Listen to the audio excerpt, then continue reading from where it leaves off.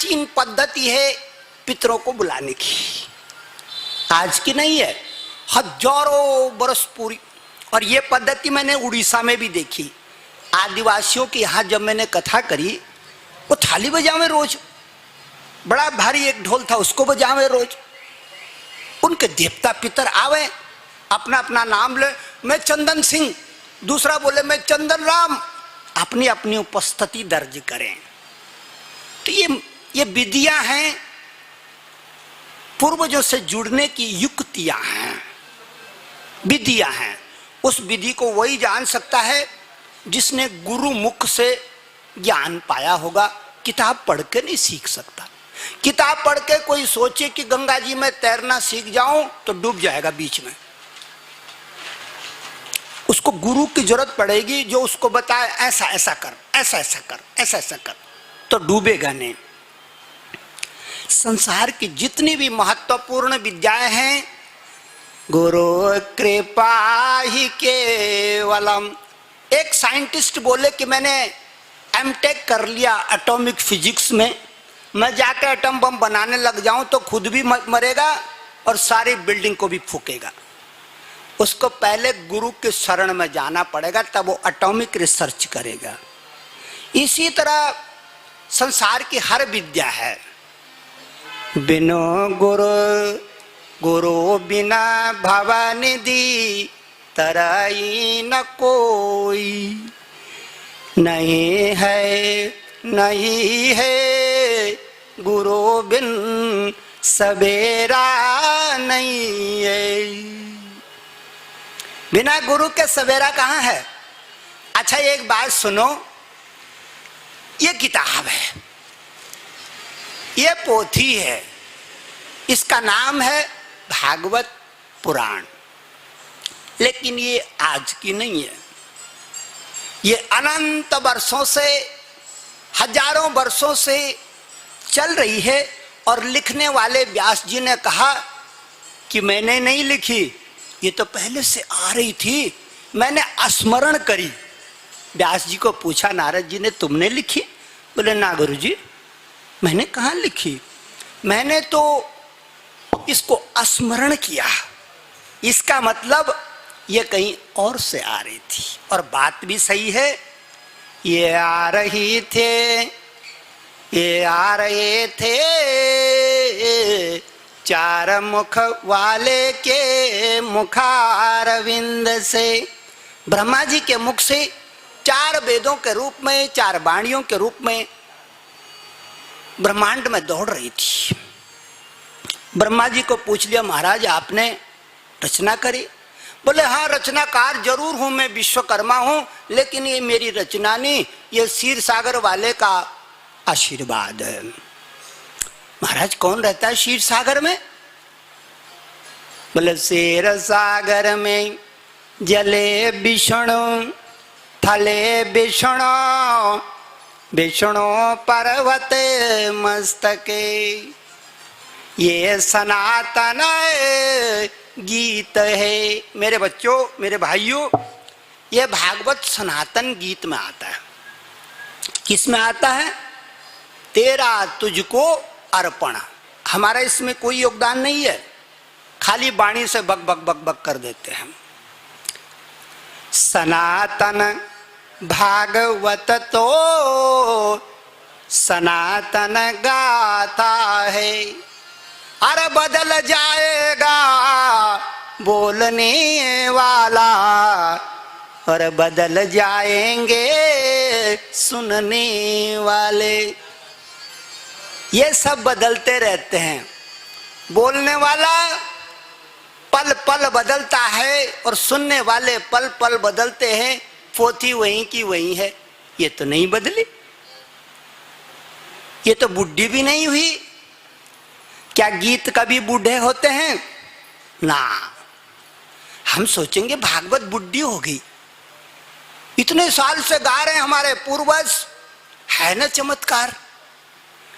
कितने साल से गा रहे हैं, 5669 वर्ष लगभग हो गए हैं। बीच में इन पे खूब कुटाई करी लोगों ने, दुश्मनों ने इनकी किताबों पे आग लगा दी, सब पुस्तकालय फूंक दिए, सब बड़े बड़े ज्ञानी ध्यानियों की चोटी काट दी, उनकी माँ बहन की इज्जत लूट दी, उनका घर का खजाना सब लूट गया, नंगा बना के जंगलों में भगा दिया। बेचारे महाराज गुजरात से भाग भाग के पहाड़ में छिप गए देवता।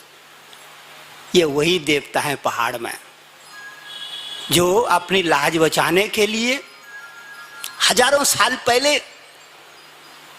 अपने साथ में कुछ नहीं लाए, बाल बच्चों को लेके आए, गांव को लेके आए, अपनी पोथी साथ में लिया है। कुछ भी नहीं था इनके पास में, पत्थरों में इन्होंने अन्न उपजाया, अपने बच्चों को पाला। मेरे भाइयों, ये सनातन गाथा है। भागवत क्या है? सनातन गाथा है। आज हम पंचम दिवस की कथा सुनेंगे। जो सोपान है बाल लीलाओं का, यह मनुष्य का जीवन इतना अनोखा है कि कोई भी बच्चा और कोई भी बेटी जब यहाँ पैदा होती है तो सबसे पहले पाला पड़ता उसका बाल लीला से। किससे पाला पड़ता है? बाल लीला से। और इस बात को ध्यान कर लो कि बाल लीला, बाल कांड जिसको आप रामायण में कहते हैं, वही है भागवत की बाल लीला। बालपन इस मनुष्य जीवन का स्वर्णिम काल है, अरे सोने का भगत है, सोने का समय है। बाल लीला को कहते हैं स्वर्ण समय, इसीलिए बच्चे सब कुछ भूल जाते हैं लेकिन अपने बालपन को नहीं भूलते। 80 साल का बुढ़ा हो जाता है, माता हो जाती है 90 साल की, लेकिन अपने बालपन को कभी नहीं भूलती। क्यों? क्योंकि बालपन के बराबर कोई भगत नहीं है, कोई मीठा समय नहीं है। इसके बाद तो 16 साल के बाद तो आदमी को जीवन में संघर्ष पैदा हो जाता है, दौड़ पैदा हो जाती है, भागना है, डिग्री लेनी है, पैसा कमाना है, इधर भागना है, उधर भागना है, वो दौड़ में आ जाता है।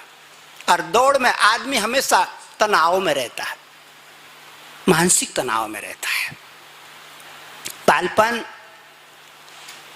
सबसे प्यारा भगत है इस मनुष्य के जीवन में। बालपन की जो सखी होती है या बालपन का जो मित्र होता है, अगर बाजार में कहीं मिल गया ना तो हम उसको गले भेंट देते हैं, उसको खटाई मिठाई खूब खिलाते हैं, जो वो खाना चाहे खिलाते हैं। क्यों? बालपन हमको याद दिला देता है दान धर्म की। बालपन में आदमी इतना दान करता है, इतना बुढ़ेपन में भी दान नहीं करता जितना दान करता है बचपन में। इसीलिए बाल लीला भागवत की जरूर सुननी चाहिए, महत्व की बात है, बड़ी कीमती बात है, बड़ा अद्भुत बात है, बड़ा अलौकिक बात है। आज हम बाल लीला को सुनेंगे कि गोविंद की बाल लीलाएं कैसे हमारे बाल लीला से संबंधित हैं। गोविंद तो बहाना है बिटिया, लीला तो हमें अपनी ही सुनाना है। वो तो बहाना है नारायण, लीला तो सबके। रामायण सटकोट्य पारा, सबके अंदर राम बैठा हुआ है।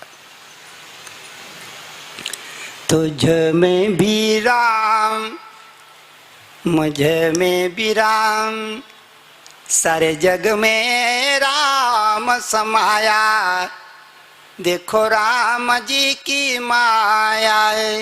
सबके घट में भगवान का अंश है, इसीलिए हमको भागवत की कथा इतनी मीठी लगती है। क्यों लगती है?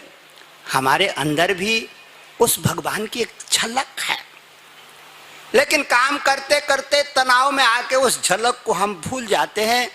हमको तनाव याद रहता है, पैसा कमाना याद रहता है, झगड़ा करना याद रहता है, बाल बच्चे पैदा करना याद रहता है, खेत खलियान में काम करना याद रहता है, फैक्ट्री कारोबार में काम करना याद रहता है, उस झलक को मात्र हम भूल जाते हैं। वो झलक याद होनी चाहिए हर एक मनुष्य को, चाहे स्त्री हो चाहे पुरुष हो, चाहे किसी भी धर्म का मानने वाला हो, है तो मनुष्य ही ना। धर्म को कोई उल्टी पूजा करता है, कोई सुलटी पूजा करता है, करे, लेकिन उसके अपने अंदर को तो याद कर ले। भगवान ने बार बार झलक दिखा गए।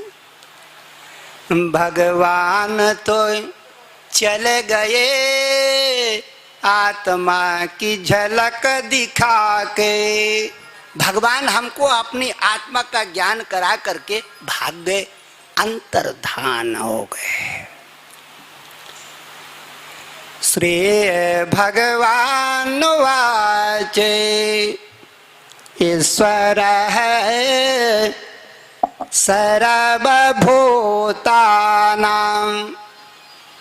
हृदय से अर्जुन तिष्ठते भ्रामयन् सर्वभूतानि यंत्रारूढ़ानि मायया। हम यंत्रवत हो गए हैं, मशीन से ज़्यादा हमारी कीमत नहीं रह गई है। हमारे अंदर जो अंश छिपा हुआ है उसकी हम कभी पूजा नहीं करते। मंदिर में जाएंगे पूजा करेंगे, नदी किनारे जाएंगे पूजा करेंगे, जंगल में जाएंगे पूजा करें, लेकिन कभी ये ख्याल नहीं करते कि थोड़ा अपने अंतर्यामी को भी थोड़ा पूजा कर लेना, जरा 2-4 मिनट उसका भी तो ध्यान कर ले, थोड़ा उसको भी देख लें। तेरे अंदर जो है कम से कम उसको उठाने की, जगाने की कुछ तो युक्ति करनी चाहिए, या वहीं के वहीं पड़े रहें सारी 80-90 साल तक। नहीं, ऐसा नहीं करना चाहिए। ये भागवत की कथा आत्मा का दर्शन है, आत्मा की पोथी है। आज हम बाल लीला में आगे बढ़ते हैं।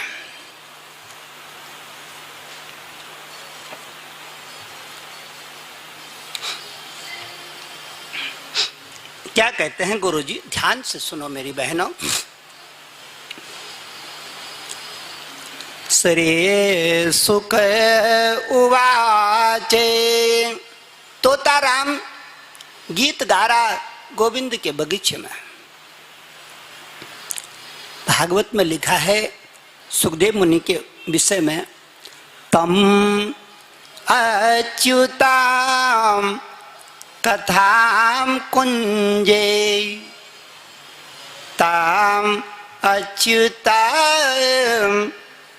कथाम कुंजे सुको जनताम सुकम भजे। तोता गूंज रहा है बगीचे में, इस डाल से उस डाल, उस डाल से उस डाल, उस डाल से उस डाल। तम अच्युताम कथाम कुंजे सुको जानता सुकम भजे। क्या कह रहा है? श्रीधाराम श्रीधारम वंदे श्रीधरेक परायणम। गीत गा रहा है। सुखदेव मुनि कहते हैं, श्री सुक उवाच कंसेन प्रहिता घोरा पूतना बालघातिनी। ये अभागन पूतना का प्रसंग आ गया।